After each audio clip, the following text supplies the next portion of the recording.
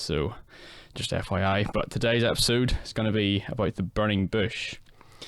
Now, I have a lot to say about this. I can see that.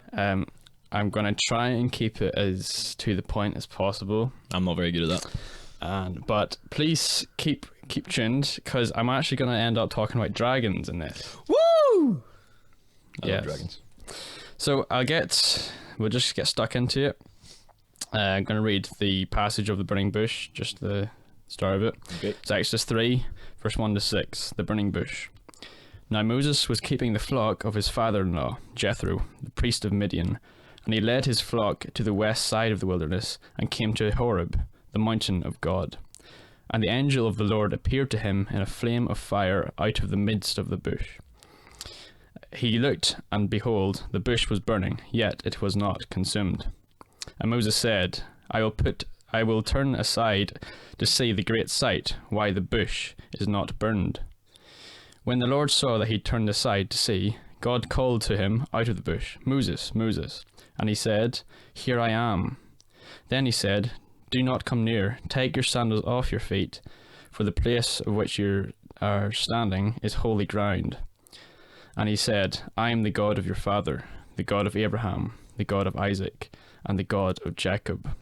And Moses hid his face, for he was afraid to look at God. Okay, so we got a few things. Bush on fire, and it's the angel of the Lord, right? So it's the God's presence is the fire, and the fire, although it's surrounding the bush, it's not burning the bush, right? So it's burning, but not, it's not consumed by the fire. So these are a few interesting points, okay? Please bear with me here. So why is it burning? Why is it fire? Okay. Well, the spirit of God, or heavenly things, are always depicted by some sort of like a wind or a fire. And I'm going to be quoting the Bible a lot in this episode. So I'll quote the day of Pentecost, yeah? The coming of the Holy Spirit. When the day of Pentecost arrived, they were all together in one place, and suddenly there came from heaven a sound like a mighty rushing wind. See, that was that wind. And it filled the entire house where they were sitting. And divided tongues of fire as of fire appeared to them, and rested on each one of them. And they were all filled with the Holy Spirit, and began to speak in other tongues as the Spirit gave them utterance. So this massive wind came, and they were filled, the fire rested on them, right? And they're filled with the Holy Spirit, okay? So this is the pattern we're trying to expose here, okay? And also just even still keeping with Exodus, the whole pillar of fire, right? So that's the wind and the fire, right? Let me just quickly go to Psalm 104. I'm going quite quick in this. Psalm 104, verse 4. He makes his messengers winds, and his ministers a flaming fire. Okay, so there's that wind and fire. Now that's quite strange. Why is God fire? Why is he wind? We will probably, hopefully we'll discuss that, but that's just to get the idea across. This is something that is normal. God is always portrayed this way. Now, why is the burning bush not consumed? It's this idea that the person or whoever it is, they have the Holy Spirit in them, right? But they're not destroyed by that, right? There allows them to. So think back to the heaven and hell episodes. I'd said about hell and heaven, they're pretty similar ideas. It's just the presence of God in all things. Only hell would be the presence of God, but you're burning up. You're like a bush that's being burnt by the fire. And then heaven would be you're a burning bush that isn't burnt by the fire, because you've got the presence of God within you, right? Yeah. Now, you think, right, this is a very common pattern. It's throughout the whole Bible. This pattern is lays itself forth. I'm gonna quickly flick to the book, The Life of Moses, if I can find it here. From this we learn also the mystery of the Virgin, the light of divinity which through birth shone from her into human life, did not consume the burning bush, even as the flower of her virginity was not withered by giving birth. So if you think about the Virgin Mary, it's the same idea as the burning bush. I just quickly, oh dear, hopefully I don't need that. Quickly flick to Luke chapter 2, verse 34 to 35. And Mary said to the angel, "How will this be, since I am a virgin?" And the angel answered her, "The Holy Spirit will come upon you, and the power of the Most High will overshadow you. Therefore the child to be born will be called Holy, the Son of God." So it's just plainly said there again, Mary was filled with the Holy Spirit. Okay, so she symbolizes the burning bush. And I'm not just speaking out my ass here, because if you look at old Christian iconography that depicts the burning bush scene, and sometimes the bush is just blatantly swapped out for the Virgin Mary holding Christ. That's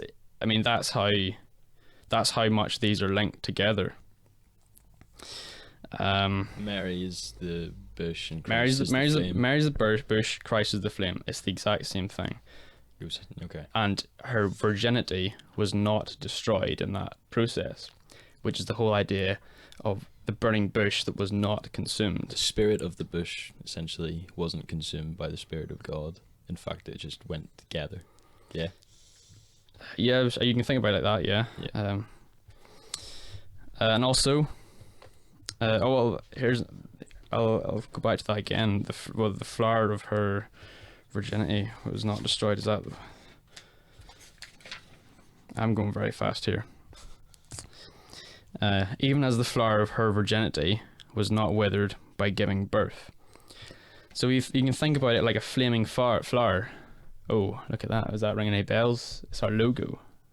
Right. Way. Well, you've got a wee bit of insight of what our logo means, and you've got a wee bit of insight of the last episode of Moses. I talked about the feminine as being a flower that's on top of the mountain. That's exactly the burning bush story. It's this bush that's on top of the mountain that is on fire and not being consumed. Right? It's this feminine figure. Right? Mm. So, believe it or not, I'm not making this stuff up. Right, this is deeply biblical stuff now. If you quickly flick to Daniel 3 verse 8, it's the same sort of story. So this is the fiery furnace. So I'll quickly give a wee rundown. So Nebuchadnezzar wanted Meshach, and Abednego to, the sound of music, worship this golden figure of King Nebuchadnezzar, and they refused. So this is what happens. Then Nebuchadnezzar was filled with fury, and the expression of his face changed against Shadrach, Meshach, and Abednego. He ordered the furnace heated 7 times more than it was usually heated, and he ordered some of the mighty men of all his army to bind Shadrach, Meshach, and Abednego, and to cast them into the burning fiery furnace. Then these men were bound in their cloaks, their tunics, their hats, and their other garments, and they were thrown into the burning fiery furnace. Because the king's order was urgent and the furnace overheated, the flame of the fire killed those men who took up Shadrach, Meshach, and Abednego. And these 3 men, Shadrach, Meshach, and Abednego, fell bound into the burning fiery furnace. Then King Nebuchadnezzar was astonished and rose up in haste. He declared to his counselors, "Did we not cast 3 men bound into the fire?" They answered and said to the king, "True, O king." He answered and said, "But I see 4 men, unbound, walking in the midst of the fire, and they are not hurt. And the appearance of the 4th is like the son of the gods." Then Nebuchadnezzar came near to the door and of the burning fiery furnace. He declared, "Shadrach, Meshach, and Abednego, servants of the Most High God, come out and come here." Then Shadrach, Meshach, and Abednego came out of the fire, and the satraps, prefects, and governors, and the king's counselors gathered together and saw that the fire had not had any power over the bodies of those men. The hair of their heads was not singed, their clothes was not harmed, and no smell of fire had come upon them. Nebuchadnezzar answered and said, Blessed be the God of Shadrach, Meshach, and Abednego, who has sent his angel and delivered his servants.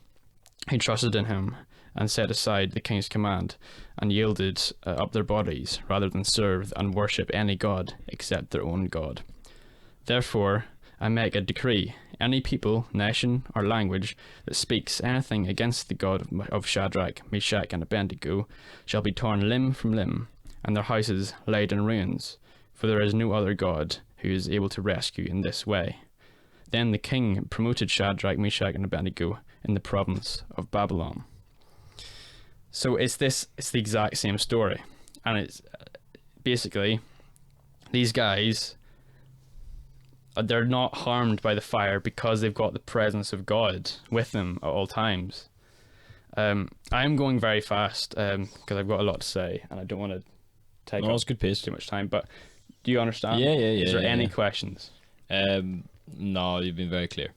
Thank goodness for that. And then just to quickly go through a few other examples, like the very image of Christ in the flesh is a burning bush, because he's got this earthly aspect, this flesh, right? But it's not consumed by his divinity, right? He allows. Do you understand? Mm-hmm. It's not consumed. He's not like, he's just a normal guy. Do you know what I mean? Yeah, he has that divine characteristic. Also, the Christ on the cross, that is another image of the burning bush. The cross being like a feminine aspect, and then hosting the Spirit of God. Yet, the cross was not like completely obliterated by holding God of all creation. Yeah. Also, the Jesus in the stable, in the cave / cave, whatever you want to call it. It's the same thing. Also, his resurrection. If you can imagine this idea of, the earth is represented feminine, and the earth. The earth is a feminine. I can't speak. Represents femininity. Okay. Mother Nature. Yeah. So if you imagine this idea of this, he's in the earth, and that is able to host the Spirit of God. I'm just going through these really quickly. So we've got the pattern. The pattern is a feminine figure hosting the light / Spirit of God. Okay, and also just on a wee side note, also maybe you've noticed, it's also the removing of coverings the closer you get to the top of the mountain.